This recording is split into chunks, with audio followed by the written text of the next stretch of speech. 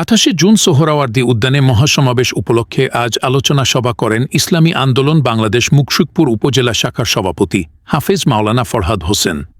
উপজেলা শাখার সভাপতি হাফেজ মাওলানা ফরহাদ হোসেনের সভাপতিত্বে এ আলোচনা সভায় বক্তারা সমাবেশের গুরুত্ব ও লক্ষ্য তুলে ধরে বলেন, সোহরাওয়ার্দী উদ্যানে মহাসমাবেশ ইসলামী মূল্যবোধ ও জাতীয় ঐক্য সুদৃঢ় করতে ঐতিহাসিক ভূমিকা রাখবে। তারা সকলকে সমাবেশে ব্যাপকভাবে অংশগ্রহণের আহ্বান জানান। আলহামদুলিল্লাহ, আজকে আমাদের ইসলামী আন্দোলন মুকসুদপুর উপজেলা শাখা মাসিক মিটিং ছিল।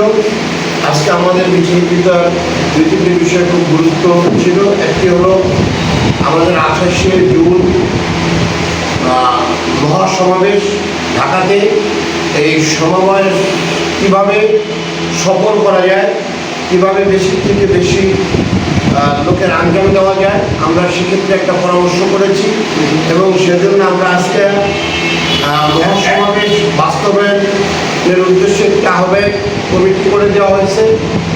সাথে সাথে আমাদের প্রত্যেক ইউনিয়ন কমিটি এবং ওয়ার্ড কমিটি আগামী 15 দিনের ভিতর পূর্ণাঙ্গ করার জন্য নেতাকর্মীদেরকে বিভিন্নভাবে দায়িত্ব দেওয়া হয়েছে।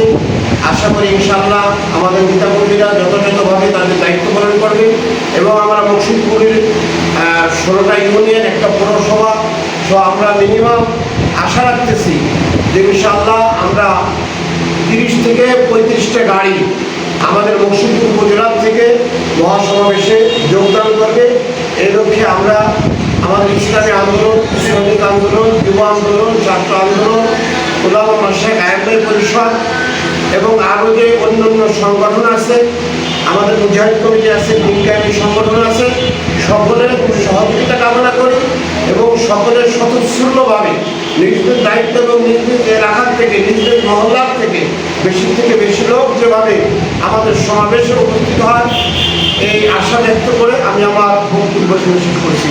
আসসালামু আলাইকুম ওয়া রাহমাতুল্লাহি ওয়া বারাকাতুহু।